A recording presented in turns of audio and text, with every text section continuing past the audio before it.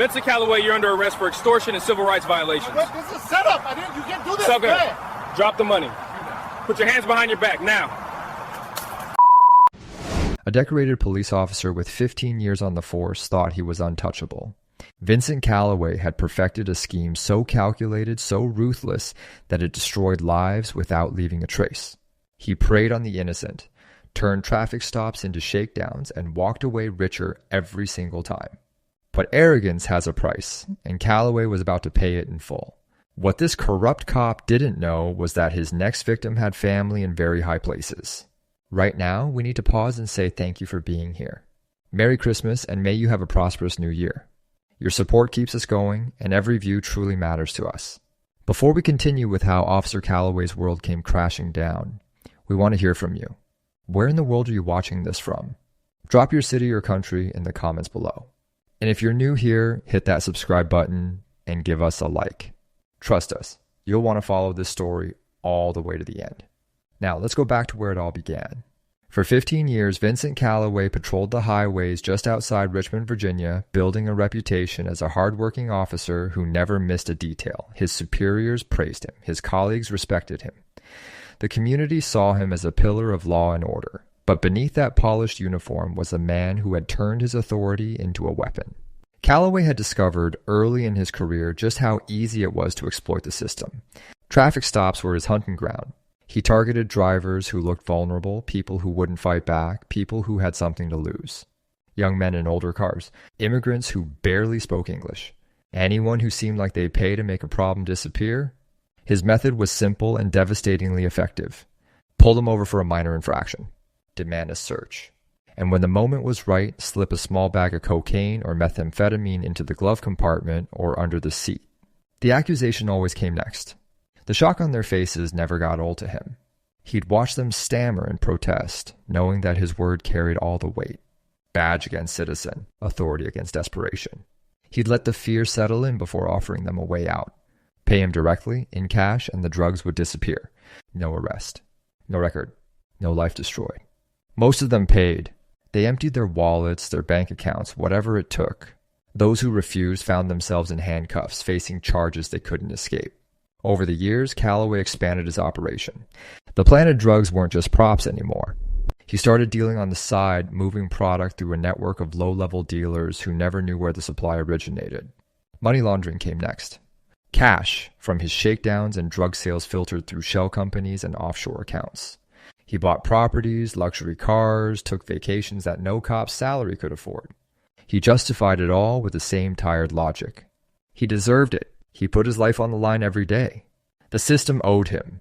But evil, no matter how carefully hidden, leaves a trail. And Calloway's trail was about to lead straight to his undoing. It was a Tuesday afternoon in late September when Calloway spotted his next target. A silver Honda Accord. Nothing flashy, driving carefully within the speed limit on Route 64. The driver was a young black man in his late 20s, alone, looking like he was heading home from work. Calloway's instincts kicked in immediately. This was the kind of stop that had paid off dozens of times before. He flipped on his lights and pulled the Honda over to the shoulder. The driver, Charles Rivers, rolled down his window with his hands visible on the steering wheel. He'd been taught how to survive encounters like this. Stay calm. Be polite. Don't give them a reason. Calloway approached with his usual confidence, asking for license and registration. Charles handed them over without hesitation. Everything was in order. Everything was legal, but that had never mattered to Calloway before. Calloway claimed he smelled marijuana. It was the lie he always used. Charles protested calmly, explaining he didn't smoke, didn't use drugs, was just driving home from his job at the hospital where he worked as a medical technician. Calloway didn't care. He ordered Charles out of the vehicle and began his search. While Charles stood on the roadside watching, Calloway moved through the car with practiced efficiency. He palmed the small plastic bag from his pocket and slid it under the passenger seat in one smooth motion. Years of repetition had made him flawless. When Calloway emerged holding the bag of cocaine, Charles's face went pale. He knew exactly what was happening. He'd heard stories. Everyone in the community had heard stories about officers who played these games. But knowing and experiencing were two different things.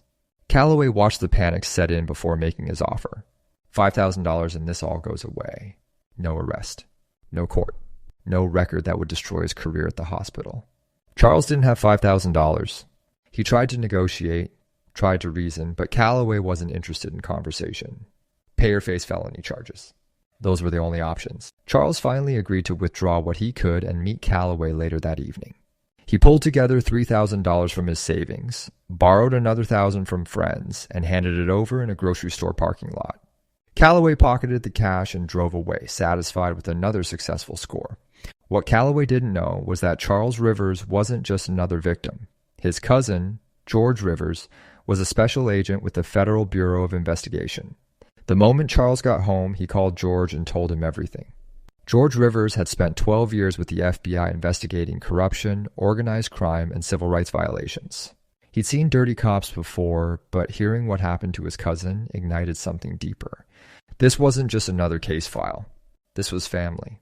And if Calloway had done this to Charles, he'd done it to countless others who had no one to call, no one to help them fight back. George didn't rush in. He knew that taking down a cop required more than anger. It required evidence, documentation, and an airtight case that could withstand any defense attorney's scrutiny. He started by filing an official complaint through the proper channels, but he knew internal affairs investigations often protected their own.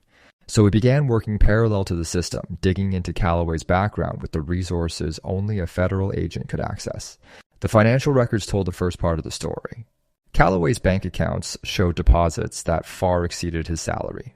Property records revealed 3 rental homes purchased over the past decade.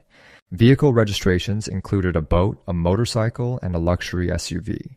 For someone making $60,000 a year, Calloway was living like he earned 5 times that amount. The math didn't add up, and George knew where to look next. He pulled traffic stop reports going back 10 years. The patterns emerged quickly. Calloway had an unusually high rate of drug-related arrests during routine stops, far higher than any other officer in his precinct. Most of those arrested were young men of color. Many of the charges were later dropped or pleaded down to minor offenses. George cross-referenced those names and started making calls. What he found was heartbreaking. A construction worker who lost his job after spending 3 days in jail on planted charges. A college student who paid $2,000 to avoid arrest and had to drop out the following semester because he couldn't afford tuition. A single mother who handed over her rent money and ended up evicted. A truck driver who refused to pay and spent 8 months fighting a case before the evidence mysteriously disappeared and charges were dismissed. Victim after victim, all too scared or too broken to report what really happened. George compiled testimony after testimony. Some were willing to go on record, others were still too frightened of retaliation, but the picture was clear. Vincent Calloway wasn't just a bad cop, he was a predator who had systemically exploited his position for years, destroying lives for profit. Now, George had evidence of the crimes, but he needed something more powerful. He needed to catch Calloway in the act, on camera, with no room for denial. The FBI doesn't just build cases, they build traps. And Calloway was about to walk right into one. George brought his findings to his supervisors at the FBI field office in Richmond. What started as a personal mission became an official federal investigation. The Bureau assigned a task force to the case, bringing in agents with expertise in public corruption and civil rights violations. This wasn't just about one dirty cop anymore. It was about dismantling a criminal enterprise operating under the cover of law enforcement. The team worked methodically.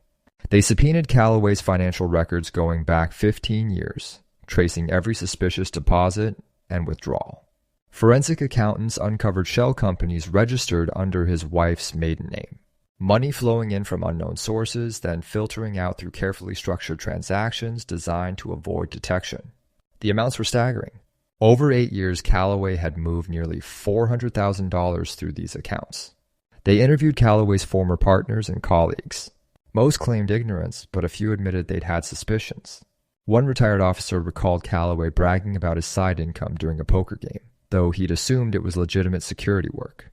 Another remembered noticing how often Calloway volunteered for highway patrol duty, always choosing the same stretches of road where he could operate alone without backup nearby. The drug connection required deeper investigation. The FBI coordinated with the DEA to track the cocaine that kept appearing in Calloway's arrests. Lab analysis showed consistency in purity and packaging that suggested a single supplier. Surveillance on known dealers in the area eventually led them to a mid-level distributor who, facing his own charges, agreed to cooperate. He confirmed what they suspected. A cop had been his source for years, providing product and protection in exchange for a cut of the profits. But testimony and financial records, while damning, weren't enough. Defense attorneys could create reasonable doubt, witnesses could be discredited, bank records could be explained away. The FBI needed irrefutable proof. They needed video evidence of Calloway committing the crime in real time, with no possibility of claiming entrapment or procedural error. The plan came together during a strategy session in early November. They would set up a sting operation using everything they'd learned about Calloway's methods. He targeted expensive-looking vehicles driven by people who appeared to have money. He worked a specific stretch of highway during afternoon shifts. He operated alone. Those patterns would become his downfall. Agent Jeff Crawford volunteered to go undercover. Young, experienced, and calm under pressure, Crawford had worked dozens of undercover operations. The team rented a cherry red Porsche 911, the kind of car that would catch Calloway's attention immediately. They installed micro cameras in the dashboard, headrests, and rearview mirror. Audio recording equipment hidden throughout the interior. Every angle covered. Every word would be captured. The trap was set. All they needed now was for Calloway to take the bait, and based on his history, they knew he wouldn't be able to resist. The operation was scheduled for a Wednesday afternoon in mid-November. Agent Crawford drove the Porsche onto Route 64 at exactly 2:15, right when Calloway's shift put him on that stretch of highway. The FBI had surveillance teams positioned at multiple points along the road, far enough back to avoid detection, but close enough to respond if anything went wrong. Agent George Rivers sat in an unmarked van 2 miles away watching live feeds from the hidden cameras and listening through an earpiece. Crawford drove carefully, maintaining the speed limit, signaling every lane change. He couldn't give Calloway any legitimate reason for the stop. The whole operation depended on Calloway making the first illegal move. The Porsche's sleek lines and obvious expense tag made it the perfect lure. Crawford wore business casual clothing, a watch that looked expensive but wasn't, and carried a wallet with exactly $10,000 in cash. The Bureau wanted to document not just the planted drugs, but the extortion that would follow. 15 minutes into the drive, Crawford spotted the patrol car in his rearview mirror. Calloway had been parked on the shoulder, radar gun in hand, watching traffic pass. The moment the Porsche came into view, he pulled out and began following. Crawford's heart rate kicked up, but his hands stayed steady on the wheel. This was what they'd planned for. This was what they needed. Calloway followed for 3 miles before activating his lights. Crawford pulled over smoothly and rolled down his window, hands visible on the steering wheel, just as Charles had done weeks before. Calloway approached with that same confident stride, that same predatory assessment in his eyes. He asked for license and registration. Crawford provided both, his voice calm and respectful. The documents were legitimate. Everything about Jeff Crawford's cover identity was airtight. Calloway studied the license longer than necessary, then leaned down to peer into the car. He claimed the vehicle matched the description of one involved in a drug investigation. It was a lie, and both men knew it, but only one of them knew he was being recorded. Crawford politely stated that must be a mistake, that he'd just rented the car that morning for a business trip. Calloway's expression didn't change. He ordered Crawford out of the vehicle. Crawford complied without resistance. He stood on the shoulder while Calloway began his search, watching through the car window as the corrupt officer moved through the interior. The cameras captured everything. Calloway's hand slipping into his jacket pocket.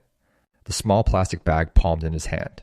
The smooth motion as he lifted the passenger's seat and placed the bag underneath before lowering it back down. Calloway emerged from the car holding the bag of white powder, his face arranged in an expression of stern disappointment. He'd played this role so many times it was second nature. He informed Crawford that he'd found cocaine in the vehicle and that he was looking at serious felony charges. Possession with intent to distribute. Years in prison. Career destroyed. Unless, of course, they could work something out. Crawford played his part perfectly. Shock, confusion, denial. Then slowly, fearfully, he asked what kind of arrangement Calloway had in mind. The trap was closing. Calloway laid out the terms with practiced ease. $10,000 in cash and the drugs would disappear. No arrest. No paperwork. No record of this stop ever happening. He spoke with the casual authority of someone who'd made this offer dozens of times before. Someone who'd never been challenged, never been caught. Crawford hesitated just enough to seem genuine, then asked if he could retrieve the money from his wallet in the car. Calloway nodded, watching closely as Crawford reached into the center console and pulled out a thick envelope. Crawford counted out the bills slowly, his hands shaking just slightly for effect. $10,000 and $100 bills, each one marked and documented by the FBI. Calloway took the envelope and flipped through it quickly, satisfied with the amount. He pocketed the cash and handed Crawford back his license. He advised him to be more careful about who he associated with, implying that someone must have planted the drugs without Crawford's knowledge. It was the same story he'd told victims before, giving them a narrative they could accept while he walked away richer. Crawford thanked him, his voice tight with apparent relief. Calloway returned to his patrol car, certain he'd just scored his biggest payday in months. He sat in the driver's seat counting the money one more time, unaware that 3 vehicles had just pulled up behind him with lights flashing. Crawford walked back toward the Porsche and pulled his FBI badge from inside his jacket. He held it up where Calloway could see it through the rearview mirror. The look on Calloway's face was something the surveillance team would remember for years. Complete shock, disbelief, then panic as he realized what had just happened. Agents surrounded his vehicle before he could move. George Rivers was the first one at his window, his own badge displayed prominently. Calloway's hands were still gripping the envelope of cash when they ordered him out of the car. The arrest was clean and procedural. Agents read him his rights while others secured the scene. They photographed the planted drugs still sitting in the Porsche. They documented the marked bills in Calloway's possession. Every piece of evidence cataloged and preserved. Calloway said nothing. His face had gone pale, his confident demeanor completely shattered. The reality of his situation was settling in with crushing weight. Back at the field office, agents executed search warrants on Calloway's home, his vehicles, and his storage units. They seized computers, financial records, burner phones, and more drugs. Enough evidence to connect him not just to this one setup, but to years of systematic corruption. The case they'd built was ironclad. Multiple victims willing to testify. Financial records proving unexplained income. Video evidence of him planting drugs and accepting a bribe. Expert testimony on his patterns of behavior. Calloway's attorney tried to negotiate, but the FBI wasn't interested in deals. This case was going to trial, and the evidence was overwhelming. Federal prosecutors charged him with civil rights violations, extortion, drug trafficking, money laundering, and bribery. Each count carried serious prison time. The trial lasted 3 weeks, with victim after victim taking the stand to describe what Calloway had done to them. The jury deliberated for less than 4 hours. Guilty on all counts. The courtroom was packed with people whose lives Calloway had damaged, and when the verdict was read, several of them wept. Not from sadness, but from relief that someone had finally stopped him. The sentencing hearing took place on a cold morning in February. Vincent Calloway stood before the judge wearing a plain suit, his badge and uniform stripped away months earlier. The man who had once wielded absolute authority over the people he stopped now looked small and defeated. The judge had reviewed every piece of evidence, read every victim's statement, and studied the pre-sentencing report that detailed the full scope of Calloway's crimes. The judge spoke for nearly 20 minutes before announcing the sentence. He described how Calloway had betrayed the oath he took to serve and protect. He had weaponized his badge, turning what should have been a symbol of safety into a tool of oppression and theft. He had targeted vulnerable people who trusted that the system would protect them, and instead he had exploited their fear. The damage went beyond the money he stole or the drugs he planted. He had eroded public trust in law enforcement, making every legitimate officer's job harder and more dangerous. Calloway was sentenced to 7 years in federal prison. No parole. No early release. He would serve every day of that sentence.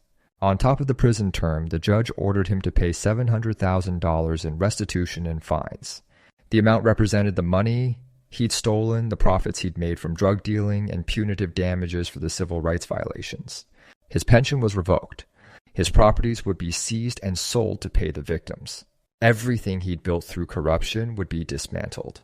As marshals led Calloway out of the courtroom in handcuffs, Charles Rivers sat in the gallery next to his cousin George. He thought about that Tuesday afternoon when Calloway had pulled him over. How terrified he'd been, how powerless he'd felt. He thought about the $4,000 he'd handed over, money he'd worked hard to earn. But most of all, he thought about the people who hadn't had someone like George to call. The victims who'd paid and suffered in silence. the ones who'd been arrested and never got justice. The case made headlines across Virginia and beyond. It sparked conversations about police accountability and the systems that allow corruption to flourish unchecked. Several of Calloway's former supervisors faced administrative review for failing to notice the obvious red flags in his arrest patterns. Policy changes were implemented requiring body cameras during all traffic stops and independent review of drug-related arrests. For the victims, the resolution brought different levels of closure. Some felt vindicated. Others still carried the trauma of what had happened to them. The restitution payments helped, but money couldn't undo the jobs lost, the families displaced, or the time spent fighting false charges. What mattered most to many of them was knowing that Calloway would never be able to hurt anyone else again. George Rivers continued his work investigating corruption, but the case stayed with him. It reminded him why the work mattered, why holding people in power accountable was essential to justice.